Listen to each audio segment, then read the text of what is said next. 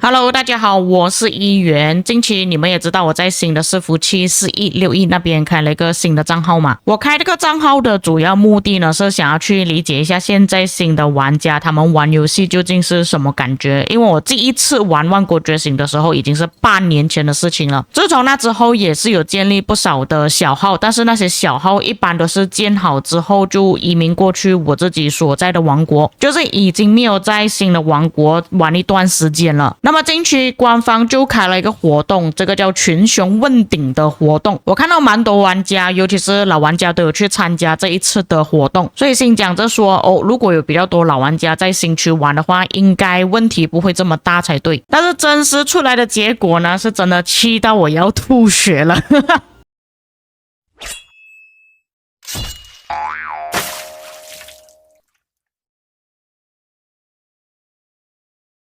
OK， 那么首先应该会比较多人想着说，一元是不是为了这次的奖金而来参加这一次的活动？我讲真的，这个奖金呢，其实真的没有很多。你自己想一下，你要挤进前几名的联盟才可以拿到这个奖金。然后我这个目的呢，就是一开始完全不要从只以那些 F2P 玩家的角度去玩这个游戏，在前期究竟是有多么痛苦。所以我在一开始的时候根本没有打算说我要去拿这个奖金的想法。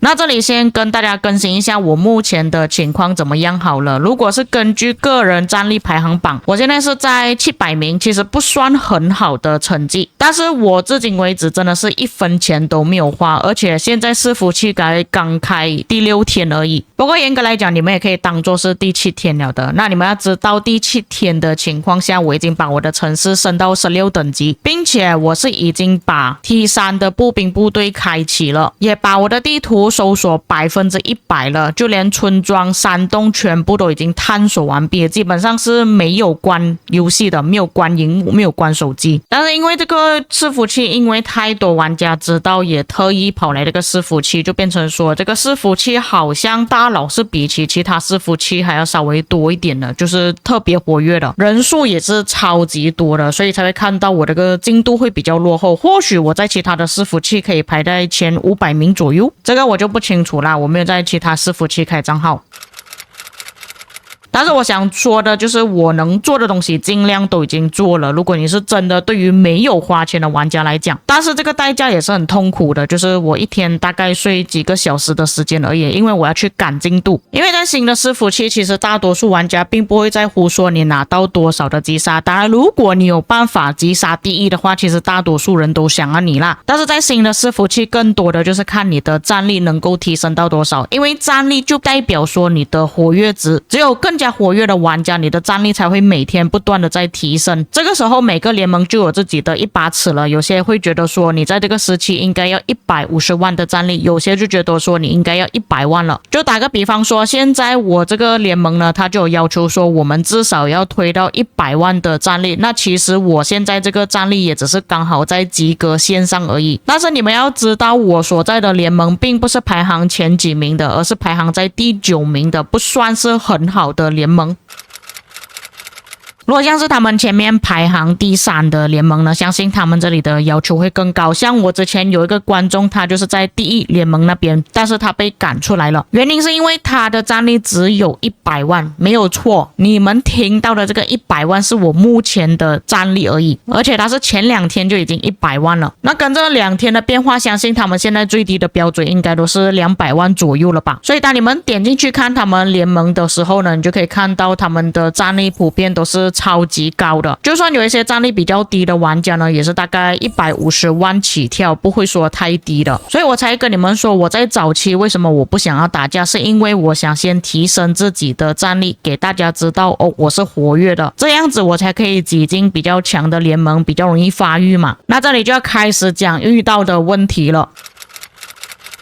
就是早期开战的事情，当然不是只有我的联盟里面开战而已，其实其他的联盟也是有开战。我也是在之前说过了，他们想要开战是很正常的，因为大多数玩家会想要玩策略游戏、战斗游戏，就是为了要打仗嘛，这些是玩家普遍都有的想法。但是对于我们这些老屁股来讲，我们知道这个游戏它的规则是怎么样，就是潜规则，你要怎样进到这个大联盟，你首先肯定是要先提升自己。但是当你去参加战斗的时候，就意味着可能你会损耗更加多的加速资源，而导致到你发育的速度会比别人还要慢一些。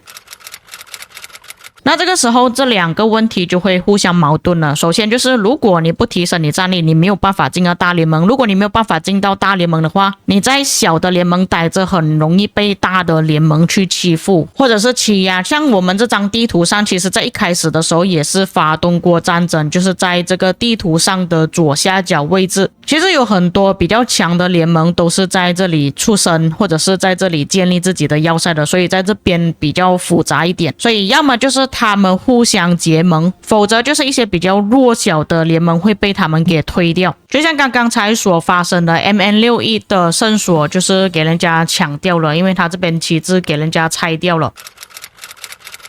在早期这个是没有办法的，只要对方他的战力比你更高，而且有比较多的大佬的话，他们其实都已经发育好了，都完全不在乎这些要不要开战的问题，就可以直接跑过去你的联盟，想要抢你的领地就直接抢，直接断掉你的旗帜之类的。所以在早期要么就是真的你花很多钱，你在这种新的地图上你就可以作威作福做大佬，否则你没有花钱或者是花很少钱的情况下，你真的只能苟活在后面偷偷的发育而已，不要参加任何的战事，保持活跃，多在联盟里面聊天，给大家知道你还活着。那如果你是老玩家，你可以给出更加多的意见，或者是你可以抽出更加多的时间去管理联盟的话，可能幸运的情况下，就算你战力很低，他们也会让你做R4去管理联盟，就不会说因为你的战力不达标就把你给踢掉，这个其实也算是好事情。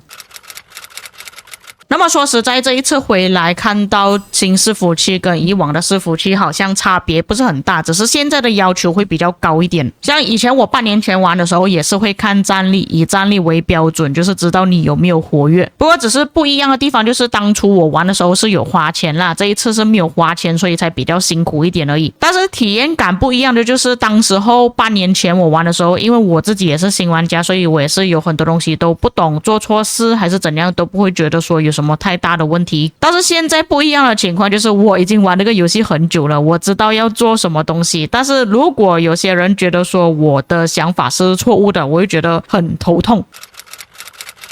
就比方说在一开始我所提议的就是不要跟对方战斗，如果别人要的话就让给他就好了，我们的重点是让自己先发育起来嘛。当然这里我也没有说我是完全正确的，他们要战斗也是正确的，因为你如果不去抵抗你的敌人，不去争夺一点东西的话，你要怎么样拿到更加多的奖励去发育。但是大多数老玩家我相信都是想要去发育先，因为尽管你的联盟里面有其他玩家是有花钱氪金的，但是不代表全部人都可以去战斗，因为我们要把这种东西放长远来看，就是你今天或许你是战胜了，那么明天呢，如果对方来报复，或者是他去找了其他更强的联盟来报复你，怎么办呢？像上次影片最后我有跟你们讲过，我们其实已经最后把那个旗帜连接上去，把这个圣所抢回来，其实两个都拿回来了。但是近期又发生一件事情，就是下面多出了一个联盟，然后这个联盟是直接抢掉我们这里的圣所，而且人家的实力是多出我们好几倍的。你们可以看这里的战力是有800万战力的，然后我们那时候好像才2600万左右而已，并且也不是每个玩家都可以长时间在线的情况去跟对方对抗啦。所以如果以这种情况来讲，硬碰硬的话肯定是打不过对面的，我们只能用谈判的方式跟对方沟通。所以说实话，早期其实比起战斗跟对方沟通其实会更加好。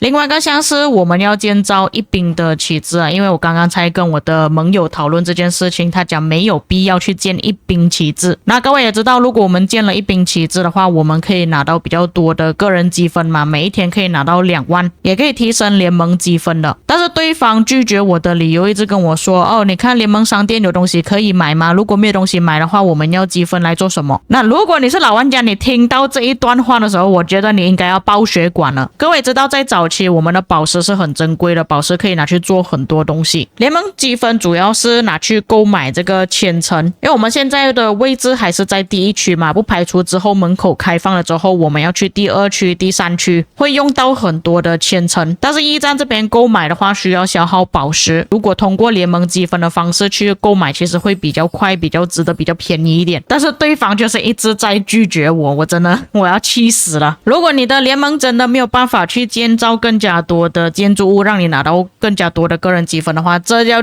取决于你的联盟到底他们可以购买多少的礼包了。如果买的礼包越多，你拿到的个人积分就会越多，联盟积分也会比较多。下一个就是管理层的问题啊，就是有很多新区，我也知道新玩家会很多，或者是玩的时间不是很长的玩家，所以或许他们不太会打理联盟啦。当然我不是讲这个联盟啦，因为像我们老区有比较多经验的管理层呢，一般都会讲我们在什么时间点我们要去做什么东西。像这边做到很好的就是他已经放了标记跟我们说什么时候我们要去拿，然后有放时间倒数说我们什么时候要推到100万的战力啊，跟玩家说我们不要做什么之类的，这些管理层都必须要做到。当然如果最好的话，他可以放多一个倒数说我们什么时候去打那个守护者会更加好啦。接下来就是还有做一些外交的部分啊，跟对方商量说我们应该要怎样分领土，或者是邦交方面就是跟对方谈判说我们要不要结盟之类的，减少我们会发生的一些战斗，或者是有一个靠山之类的，这些都是管理层必须要做到的东西。还有就是管理层他们需要去分配他们的时间，就是你每个时间都会有人的话，其实会比较方便去做东西。如果真的不小心发生战斗的话，这些管理层也可以在第一时间给大家知道我们要做什么。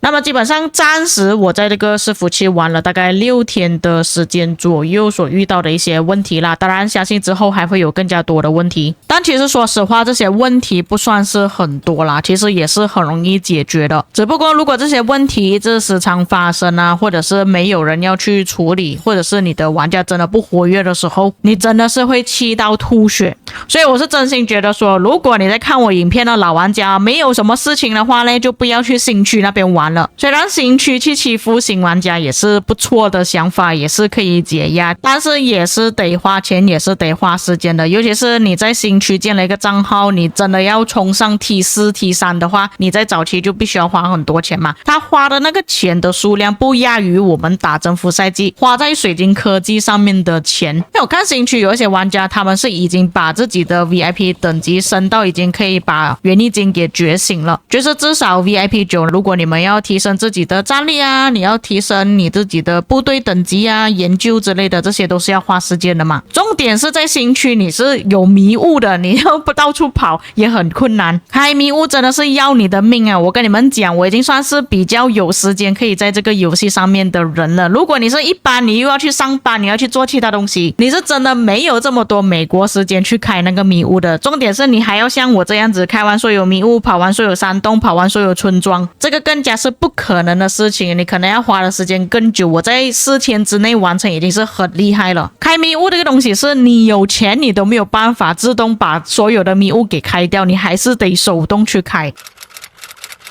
所以如果你真的是想要休闲玩，想要玩一些比较轻松一点的 KVK 的话，与其你在新区那边开一个账号，还不如说你买一个比较好的账号到征服赛季，然后去到 CD 组去虐打一些比较弱的玩家，这样子更好。当然这边我也只是给我自己个人的看法而已啊，每个人的想法不一样。有些人会觉得说我觉得在新区这样子玩其实挺好玩的，但是对于我这种老到已经不能再老的玩家来讲呢，我觉得现在安稳的日子还是挺好的。去新区确实是有比较多的新鲜感啊，像你们也可以看到我已经做了几个影片是讲关于新区的一些 drama 发生的事情，但是这个新鲜感呢也是带来痛苦，也是很折磨的。所以如果你们真的要跑到新区那边去玩呢，我给予最好的建议就是你最好找一班你的老朋友一起过去新区玩，不要像我这样子只有自己一个人跑去新区玩，因为老玩家会有更加多的经验，也比较舍得花钱，也知道花钱要花在哪里，要怎样去培养账号才会比较强，会让你气到吐血的情况也会比较少。